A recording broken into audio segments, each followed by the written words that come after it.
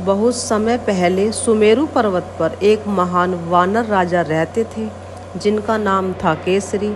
उनकी पत्नी अंजना अत्यंत तपस्विनी और भगवान शिव की परम भक्त थी। माता अंजना पूर्व जन्म में एक अप्सरा थीं। एक ऋषि के श्राप के कारण उन्हें पृथ्वी पर वानरी रूप में जन्म लेना पड़ा। ऋषि ने कहा कि जब उन्हें एक दिव्य पुत्र प्राप्त होगा तब वे इस श्राप से मुक्त हो जाएंगी। माता अंजना ने वर्षों तक भगवान शिव की कठोर तपस्या की। उनकी भक्ति से प्रसन्न होकर भगवान शिव ने माता अंजनी को वरदान दिया कि उनके अंश से एक महान और तेजस्वी पुत्र जन्म लेगा। उसी समय वायुदेव ने दिव्य शक्ति अंजना तक पहुंचाई। इस प्रकार भगवान शिव के अंश और वायुदेव के आशीर्वाद से हनुमान जी का जन्म हुआ।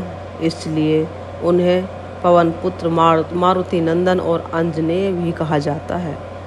बाल्यकाल में हनुमान जी अत्यंत चंचल और शक्तिशाली थे। एक दिन उन्होंने उगते हुए सूर्य को लाल फल समझ लिया और उसे खाने के लिए आकाश में उड़ गए। उनकी इस अद्भुत शक्ति को देखकर सभी देवता आश्चर्यचकित रह गए।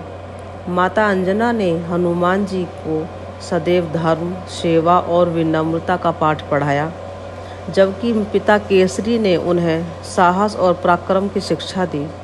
माता पिता के संस्कारों के कारण ही हनुमान जी आगे चलकर भगवान श्री राम के सबसे महान भक्त बने। तो इससे सीख मिलती है कि माता पिता के संस्कार जीवन की सबसे बड़ी संपत्ति है। एक दिन बालक हनुमान बहुत शरारत कर रहे थे।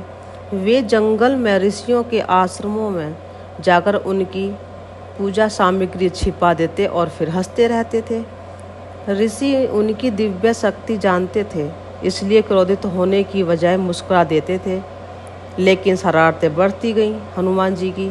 जब हनुमान जी घर लौटे तो माता अंजना ने उन्हें अपने पास बुलाया और प्रेम से पूछा, पुत्र, क्या तुम जानते हो कि सबसे बड़ी शक्ति क्या होती है?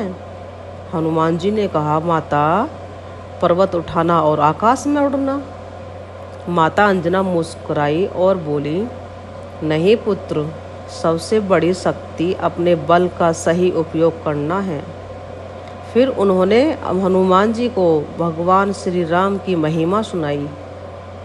उन्होंने बताया कि एक दिन ऐसे प्रभु पृथ्वी पर आएंगे, उनकी सेवा करके तुम्हारा जीवन सफल होगा। उस दिन हनुमान जी के मन में प्रभु के प्रति एक प्रेम सा जाग गया। वे प्रतिदिन माता से भगवान की कथाएं सुनते और उनका स्मरण करते। वर्षों बाद जब ऋषिमुख पर्वत पर उनकी भेंट श्री राम से हुई तो उन्हें अंजना माता की बात याद आ गई। उन्होंने तुरंत पहचान लिया कि यही वे प्रभु हैं जिनकी कथा वे बचपन में माता से सुनते आए हैं। हनुमान जी ने श्री राम के चरण पकड़ लिए और कहा, प्रभु, आज मेरा जीवन सफल हो गया। श्री राम ने उन्हें प्रेम से उठाकर गले लगाया।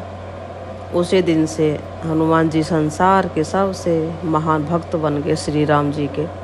इससे सीख मिलती है, माता पिता की शिक्षा कभी व्यर्थ नहीं जाती।